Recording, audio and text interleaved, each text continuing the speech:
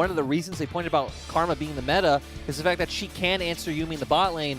And again, we know that other regions are playing the Lulu. Just not catching on here in the LPL. Not yet, at least. We'll see if that continues to be the case. Twisted Fate going to be banned once more here, as we have DMO on the blue side this time around. Banning the LeBlanc as well. I expect them to either ban Syndra here, and if they don't ban Syndra, my guess is they would first pick it themselves, because this is a champion that DMO banned quite often because it's not really a Twila champion.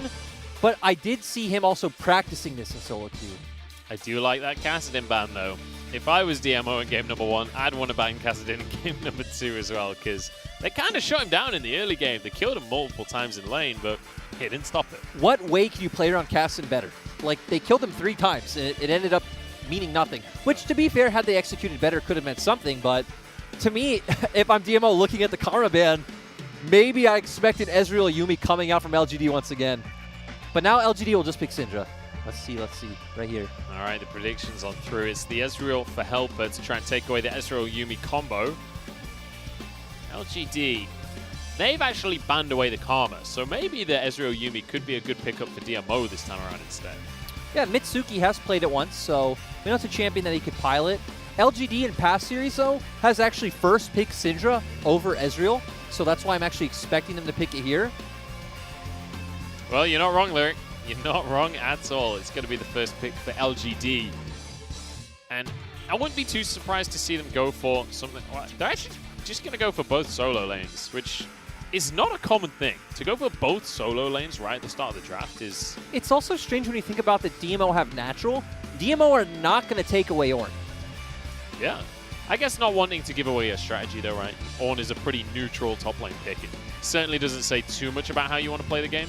I am quite disappointed that I feel like DMO could just go Yuumi and they were hovering Trundle. I'd love to see them go Trundle here because, of course, the pillar being very good against Syndra, and also they've already taken their Ornn. So just take away the stats, and Yuumi pairs well with Trundle as well.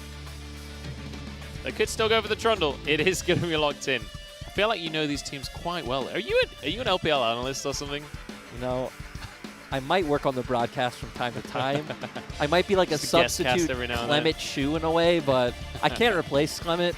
Nobody can replace Clement. Not in my heart. I know, I agree. Interesting guy. But this, right, there we go. This is the pick that would make sense. It's actually what we expected to see game 1 coming out from DMO. LGD, of course, picking it up. So they are going to be able to match the scaling coming out from the side of DMO. Yep, the Aphelios, it's been strong the last week across the world. We've seen multiple players having some pretty insane performances when they can stack up the shurikens. Azir going to be banned away by LGD, though, trying to deny some of the scaling away from DMO. As, you know, when looking at their composition already, they're clearly looking towards the late game again. Yeah, and I want to see where they go with jungle. I was expecting them to go for the Kindred, but, you know, DMO just spanned out the Kindred. Obviously, the other one that comes to mind is Graves, but as shown by last game, I don't think Peanut really cares about having to default to something like a Lee Sin. Yeah, I mean, Peanut, if you've got anyone on Lee Sin, Peanut's the guy, right, at the end of the day. He's just so exceptionally good. Maybe Caster can be in that argument as well, but Lee Sin is actually going to be taken off the board in the end. So now LGD have to rethink their plan of where Peanut's going to go. The Rek'Sai available, that was banned. But that was banned by LGD against DMO. Yeah. Xiaopeng is the Rek'Sai man. But Rek'Sai has come into the meta recently anyway. It wouldn't surprise me. It wouldn't be crazy to see Peanut playing. It's just going to be the Graves bunch. There we go. Yeah.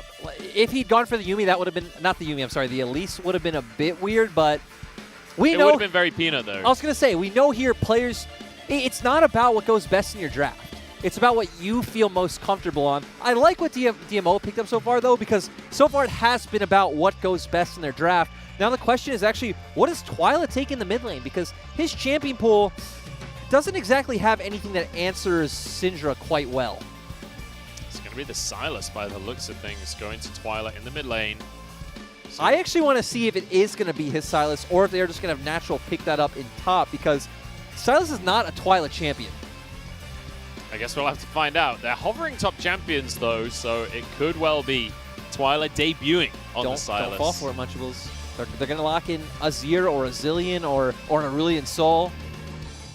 Okay. Nope, they're going to lock in the Aatrox. Don't fall for it, Lyric. I'm just saying that this is a new dimension coming out from DMO. It's going to be really interesting to see how Twila plays this matchup. Obviously, pretty rough in the early levels, and even as it keeps going, you're very dependent on your jungler playing around mid. Sylas functions very similarly to Irelia in the sense that to win lane, you need to constantly look for trades and all in. Yeah, we could have a bit of a brawl around the mid lane because we've got Grave Syndra versus that Trundle Sylas.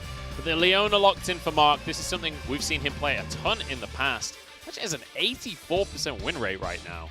Which I'm not sure how many games that is over, but it's been picked a decent amount. I just want to point out, a Lulu there would have been beautiful. But we're moving forward because that's not the LPL style.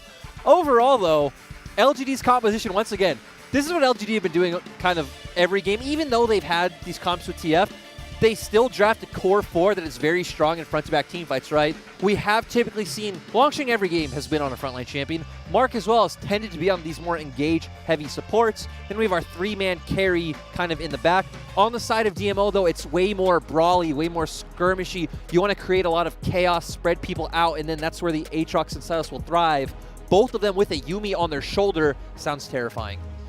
That is for sure, but the big question for me is, can DMO keep that ball rolling? In game number 1, they started things off strong, but it felt like they sort of stalled out in the mid-game and couldn't keep the picks rolling, couldn't get that pick composition to work out. Now, again with a mid-game style, can they get that snowball going enough that they can push through to a victory? It's very interesting because their comp is still very strong in the late game. Yeah. When it comes to late game, I feel like it's going to be about the styles of fights that we can see, because if Aatrox and Sylas can coordinate jumping onto that backline with the Yuumi, I actually feel like the Ezreal doesn't actually matter too much in that scenario, because you're going to have so much sustain in their kits. They obviously have so much burst potential onto any of the carries of LGD, but if LGD can get that vision set up, have the front to back, then you know it's all LGD favored. And it's going to be a question of engagement, right, as well, because you've got the Ornn, you've got the Leona. If DMO are the ones starting that fight, maybe they can set up that kind of situation. But if LGD are in the right spot, it's going to be very hard to find that scenario to play it out. LGD against DMO here as we head into game number 2. LGD starting the series off strong and drafting towards these late game front-to-back team fights once again.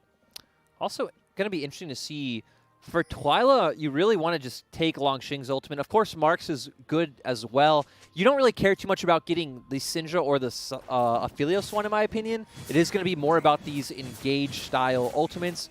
It's kind of disappointing that he's on the same team as Yuumi, because Sylas is a champion that I feel like uses Yuumi's ultimate better than Yuumi. Also, Nico as well, because you're able to like jump in and choose kind of where that goes yourself. Yeah, there's a few ultimates that I feel like Sylas is exceptionally good with. Also, Fiora's ultimate he's pretty good at, because it gives him the extra movement speed every time he procs one, so you can kind of survive a little bit better during those fights. Looking at the runes, everything relatively standard here. And I'm curious whether or not we see Mark and Kramer trying to go a bit aggressive in the bottom lane, if they ever get the chance to get onto Helper on this Ezreal. Yeah, they should have Prio in the mid lane. It's, again, mid lane matchups going to be very skill dependent. Can xiye hit those Qs? Can Twila land an E? Of course, xiye has phase rush, so it's going to be easier for him to coordinate that matchup. But if xiye is able to get push and kind of lean towards bot, then DMO's bot lane will feel some threat. I feel like there's a lot of action in this bottom lane, despite nobody really getting hit by much and nobody really taking too much damage. You see Mitsuki trying to get the most of the poke out of this Yuumi before the level 2s are hit. Yep, just this is kind of how we'd expect the lane to go right now, with DMO's bot lane posturing so aggressively with the poke they have available. But Mark is about to hit level 2, and they do not want to get hit by the Zenith Blade. Do need to be a little cautious, because even Aphelios, you know, we talk about Aphelios as a late game champion. He's not that weak in the early game either. Ooh, and they're baiting this one out. Here we go, 2v3 here. Mark went in, but immediately gets exhausted. Doesn't have the Eclipse, so he's not that tanky. Forced to flash away. Yeah, now LGD's bot lane not going to be able to play as aggressively. Always going to have to wonder if Xiaopeng is in that back pocket. But, you know, one thing I wish we'd see more in pro play, which seems like we don't, is seeing, I remember Uzi would do it a lot last year, where we'd see him like go and like fake ward, go to pretend to ward, or mid laners that like just walk into Fog of War and put this kind of fake pressure on another lane.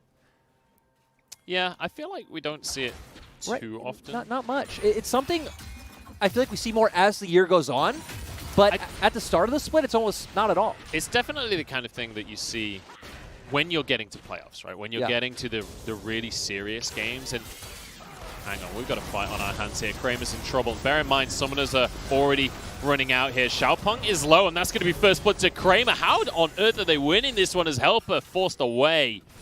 Aphelios with first blood, not ideal for DMO. Not only first blood, but he has those double buffs, so Helper and Mitsuki going to be under constant threat from that red buff. And we already see Mitsuki's mana bars completely run out. Helper's as well, so... In a 3v3 as well, when Mark and Kramer had already used a flash and a heal. Oh, there's a stun. Xiye doesn't have any mana. Auto's in. No, the Kingslayer. Oh, Xiye, what have you done? He's in trouble, but in comes Peanut to save the day. Twila still surviving. Xiaopeng desperately wants to finish something up. I can't believe nobody died there. Look, Munchables, we've seen two things here. One, Twila does not play Sylas. I'm sorry. I don't want to let him know that. I'm sure he plays Sylas to a good level, but not playing it in pro play, so... bit inexperienced there, and then xiye just... it seems like it hit him too late that he could have killed Twila, right? Yeah. Because had he pulled the trigger initially, Twila would be dead. Yeah, he just waited a second before going for the flash auto. Exactly.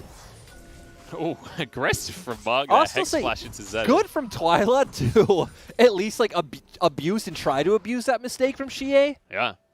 Gets the Kingslayer off to heal himself and just about survives. Xiye now going to get aggressed upon by Twila. And this is a nice trade to find for Twila. Right. It's not often that you get just free fire onto a Syndra. Exactly, and that's how it goes, right? If you can hit that E, you can hit the Abscond Abduct. Pretty much all Sylas matchups, you feel very good in those trades, but that's why xiye has the phase rush. And again, he could be the one dictating if he is hitting those Qs. So I'm going to keep my eyes on Peanut and Xiaopeng here because we kind of have this standard 10-11 jungle matchup, right, between the Graves and the Trundle. These are easily the two highest priority junglers across the world. I'm curious how they're going to be able to play this one out. Helper does get caught by the Zenith Blade. Kramer not in a position to follow up, though. It means that Mark is actually going to be the one that takes more damage than anyone. Going back to the Trundle, it's also very interesting that I feel like the opinion on this matchup is very divided because when I listen to a lot of analysts and coaches, everyone says this matchup is Graves' favorite. Graves beats Trundle. That's just how it is. But for some pros I've talked to, they don't think it's that clear cut. They don't think that despite the phase rush and the mobility coming out from his E, it's not that easy for Graves to kite out the Trundle. Even with the Frozen Domain and the Pillar is enough to get in those 1v1s. Could have a 2v1 at this point. We'll revisit the jungle talk in a minute because Natural has to flash away, does dodge the second knock-up, and his World Ender gives him movement speed, but everybody's arriving. Peanut has a lot of damage. Collateral damage, though, won't be there yet. Langx flashes to finish off the Brittle. And great to see coming out from Langx. Oh, another Zenith Blade onto Helper. He's able to just dash away with a Z, and it means that LGD can't quite finish anything off. Great to see Peanut ganking top because on this iteration of LGD, we've actually seen Peanut giving a lot of attention to mid and bot, which is nice when you look at kind of how the roster is built. You obviously want to play around xiye and Kramer, and Langx is no stranger to having no resources, but still great by them to secure that second kill. Yeah, absolutely. And Peanut now looking towards the Scuttle Crab. I didn't have Smite available. Natural at the right place at the right time. He's able to just sneak that one away from him. I do want to revisit the conversation, though, about Trundle and Graves. We're never going to have time. We're never going to have time. Xiye's in trouble now. He's going to be chased on down and easily finished off. Xiaopeng barely survives, actually. But it's still a kill, and it still goes to Xiaopeng. Yeah, feels great. Again, getting ahead in this sort of matchup. Whenever Aphelios and Syndra don't have their flash up, it's going to be so rough, especially once we get into the mid-game fights against an Aatrox, against a Sylas. Just going to be able to jump in freely. Pillar going to shut them down so easily. Of course, the Yuumi ult as well. Oh, hang on. Moonlight Vigil and a flash from Kramer. It's answered by Helper's own flash. He had so many chakrams. He wanted to try and make the play, and Mark might just be able to enable that play. They are not on the same page, though. Mark is just trying to force them away. But he used his Ignite. Xiaopeng is here. I feel like Mark wanted that and Kramer just didn't. Heal now going to be used. Barely gets away from the pillar. And if he had been just an inch further back, he would have been caught there. And I feel like DMO should know that LGD are doing this dragon from the fact that Kramer and Mark were still posturing so aggressively despite Xiaopeng being there. So overall, slight advantage for LGD. But these two games are a lot closer than I expected. Yeah, for sure. Well, at least in the early game. Once we got past sort of the 20-minute mark, things fell apart. Was that a quickly. DMO LGD issue or was that a draft issue? I mean, I feel like it was maybe both, honestly. I guess you can't have one without the other. I've seen plenty of casting games where it's not like, oh, 2 items, okay, we win the game immediately. Hey, not in the LPL because it's undefeated. So you're lying. But what I'm saying is it's not quite as immediate. It's not like, oh, you finished the Seraphs? You don't even have the shield yet? Okay, well, you still just win the game. Hey, but we're missing the context. Okay, I guess this proves your point. I'll say we're missing the context of DMO kind of, I don't use the word inting, but kind of running into that fight beforehand. Yeah, you're kind of arguing for me here, Lyric. I'm not going to lie. Nice pillar from Xiaopeng to deny the charge from Langx. Natural knocked up, though, and Peanut is there to finish this kill off. Langx with a second kill of the game now. And this is going to open up the Rift Herald for LGD. Xiaopeng has been found. Stun comes through. I don't think xiye has the damage to finish it by himself. He wasn't putting down any spheres, so we didn't expect him to look for the kill there, but I'm also very pleasantly surprised at how well Mark and Peanut have worked together, because we had Killua on the roster last split. He actually was an upgrade, right? Chance was more of a rookie, not having much experience. And I actually liked Killua being on this roster, but Mark has done such a good job of moving around the map and finding these playmaking options, which definitely didn't feel like Killua, despite the fact that Killua was also a Bard player. Yeah, and I mean, Killua playing a lot of the Taric as well, to my memory, in the last split, which it's kind of a team-based pick, right? You're not really the individual playmaker. Exactly, and to me, that's more of his identity is the Taric and especially the Braum. I was having a conversation with Clement about that about Killua, the thing that stood out to him was the Braum play, so a lot more of a defensive, stick with your AD carry sort of support. Which can, obviously, you can be individually exceptional in that role, but it's not quite as flashy, right? You're not going to make as much of a name for yourself. First tower of the game, though, important to mention, Kramer grabbing that one and getting a ton of gold, 610 into his pocket as he got so many tower plates. They even get a second charge off of the Herald as well. It's a little bit of a Brucey bonus for them. 2,000 gold lead at 10 minutes, but it's the other way around to where it was in game 1. Ultimately, going back to that second shot, it doesn't mean too much because LGD don't have a comp that's actually going to threaten that top lane inner turret, so it's more of a... I don't even want to use the word luxury. It actually means nothing. It's actually like a meaningless charge. Maybe it'll mentally affect Natural. It'll be like, my turret's half HP. Oh god, there's pressure, but it shouldn't do that. Okay, well, I get excited about the second charge. I know a lot of people at home get excited about second charges on Heralds. You know, the Herald's excited. They do matter. Second charges matter, okay? Is this going to be a campaign slogan? I think so. We'll see. We'll see how the night goes on. Some new LGD merch. Second charges matter. Anyway,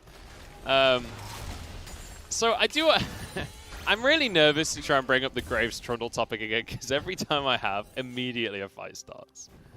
Well, just do your best. Okay, actually, we're setting up for a dive, so... there's going to be a fight. But Xiaopeng is hovering with Mitsuki.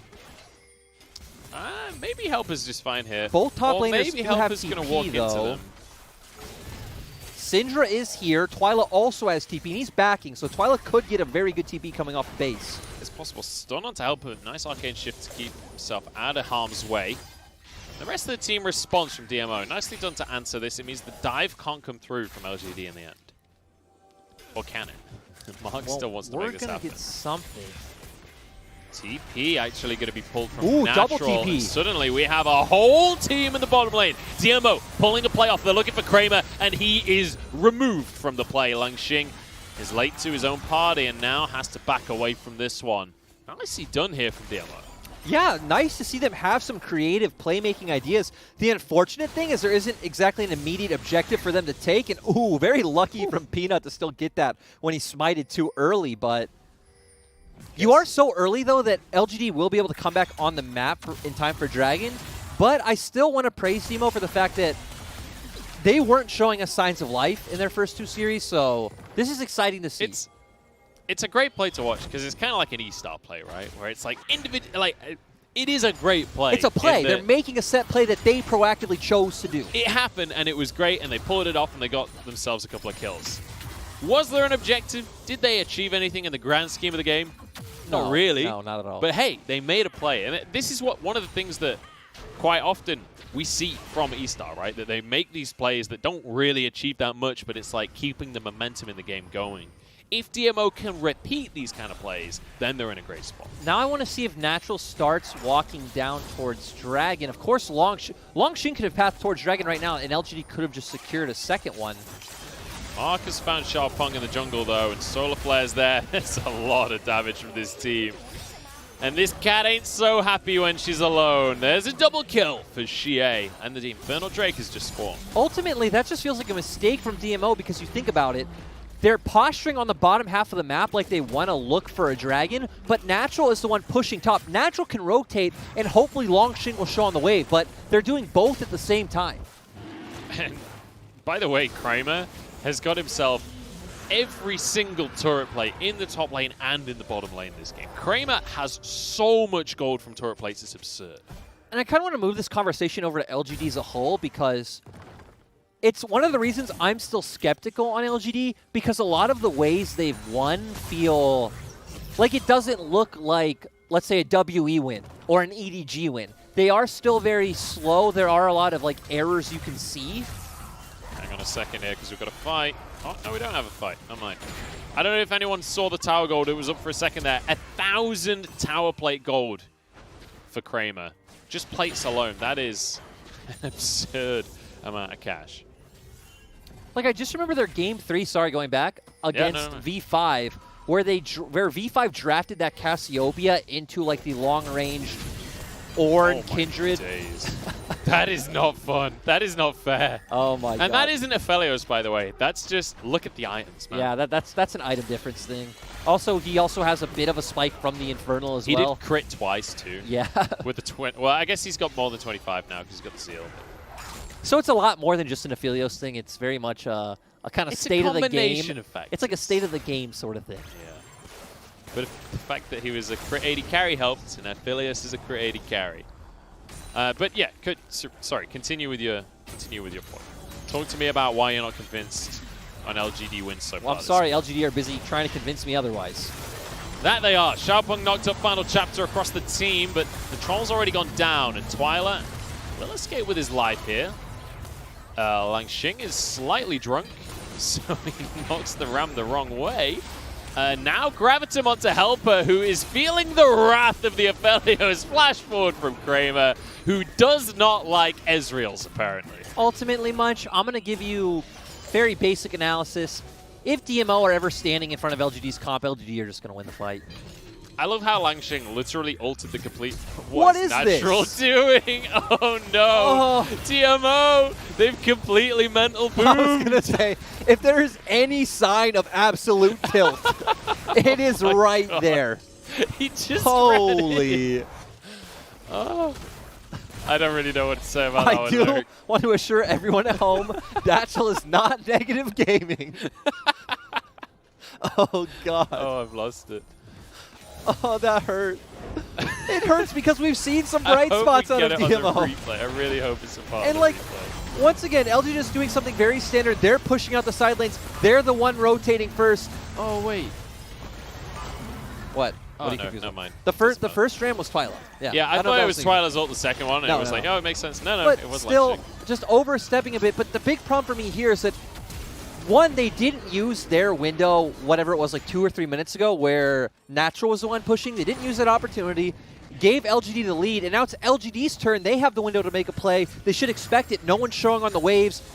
They don't respect it. Natural still sticks in the bot lane, and then... oh my God, xiye. Oh, he plays the brush camp by himself, even escapes with his life, and now the Solar Flare. Natural is going to be locked up and finished off as well. Oh, though it does have a good amount of sustain, actually, with the Yuumi. Maybe it can survive this one and turn it around. Peanut barely escapes. Ignite is there, though. And they just can't quite finish off any LGD members. Okay, when you said turn it around, I was just thinking, calm down, sir. Dude, he got them both to 100 HP. Hey, maybe he can kill one person, but he's not turning anything around. He's still dead. At this point in the game, when the score's like this, that is turning it around. That's positive gaming right there. Okay, I give you that. This is one of those we take those situations. He's making up for literally running it down 2 minutes ago. Okay, TP. That had to come out. Kramer was like posturing like, okay, if no one's coming, I'm just going to kill this guy. But Helper is not having a fun game. Twila cares about his team. That was a very Zillion-esque play, right? He didn't save his teammate with the ultimate. He said, hey, I have to TP here to make sure you don't get 1v1'd again. Yeah. Twila role-playing a Zillion, but even when he doesn't get to This is why, okay, let's ignore the early laning phase. It happened. We all saw it happen. Twila is the most consistent, like, decent performing member on this roster right now. Yeah. We see glimpses out of the others, especially Xiaopeng and Natural. We see good moments, but we also see moments like the thing that I hope is kind of clipped and now on Reddit, but you would expect it to be at least? I would definitely expect it to be, but I don't know. I don't know if Natural deserves that kind of fame. I feel bad, too, because he's a good player with a lot of promise. And, look at his first game, right? We had some good moments on the Camille, and when we see him on Camille regularly, he has really, really highlight moments. Well, and even this game, it was close. It was close for the first 10 minutes. We saw DMO making set plays. But then there's always one moment which leads to a chain of events. Just keep talking. The game... Where does the game go? I don't even know at this point. We're at 20 minutes, and LGD are just doing... I mean, they're doing whatever they want. They're walking underneath towers at this point. Herald used to get the tier 2 in the mid lane. In the meantime, this tier 2 will fall on the bottom side as well. Just look at the face cam of Twila right now. Like, that does not look like a guy who's having fun playing League of Legends. At the end of the day, you'll meet a lot of pros who genuinely believe that, like, I think even Sven from C9 said it pretty recently in interviews, like, you know, this is still League of Legends. It's still a game where, like, if you're playing your best, you still need to be having fun. It's that's why after games, I always look for, are players laughing after a win? I actually think it's a very good tell. We'll see if LGD are going to be laughing after this. I think they're going to be laughing to the bank after this one, honestly. Jesus. Yeah, I mean, definitely for LGD, when you look at the histories of the players, they need wins like this. Like, when you look at the recent history, for players like Peanut, for players like xiye, these are guys that back in 2017, they were on top of the world. They were both in the world semifinals at the same time on opposite sides of the bracket. And then you look at their recent history, they came to the LPL and it all kind of went wrong for them. Or slightly before they came to the LPL, or at least for Peanut, before he came to the LPL, he joined Gen G and just didn't have a great split for himself. He kind of needs a team that'll work for him now. And, I mean, we got to fight here. I'm going to be honest, we're at the point where DMO really don't have many options. The game at this point is dictated by if LGD enacts some kind of throw. But it's possible. But Kramer's not looking to make that happen on the Aphelios. Natural forced away. xiye, he has the skill button. It's available. He's going to outskill. Oh, dude, the mechanical outplay was just magnificent there. Yeah, sure. For DMO, I just want to see after this match, you know, if they're going to decide to stick with this roster, which they do still have Bless on the bench if they want to enact some kind of change, but they consistently try that every split now. It doesn't really do anything. At least to recognize that Twila's going in for this one, actually. xiye is going to be fine. Just realize that there were sides of life in this best of 3, that there were good things they could take away. And yeah, sure, there were a lot of bad things they could take away as well, but, you know, just try to learn from it. Don't be discouraged, DMO. I feel like we were being really harsh at the start, and there needs to be a silver lining in there somewhere. Oh, God. Yeah, I mean... Sure. Yeah. I don't think DMO are listening to the cast right now, Jordan. I don't think they're going to be going, okay, we need to go back and see what the English casters thought of our play. If they need some kind of motivational coach, I'm just saying. You're doing a what, dude? You're like, I'm available if anyone's looking for a new member of the team. Hey, I appreciate Wadid, and I feel like I can learn a lot from him. Yeah, I mean, no criticism to what dude. Just, just making yourself. I'm not gonna lie, Jordan. Of all of the teams that you could have said, "Hey, I'm looking for a job," I'm not sure DMO is the career move right now. Oh dear, you just spend an entire game roasting DMO and then say, "Hey, by the way, I'm looking for a new gig." You know, you make a good point.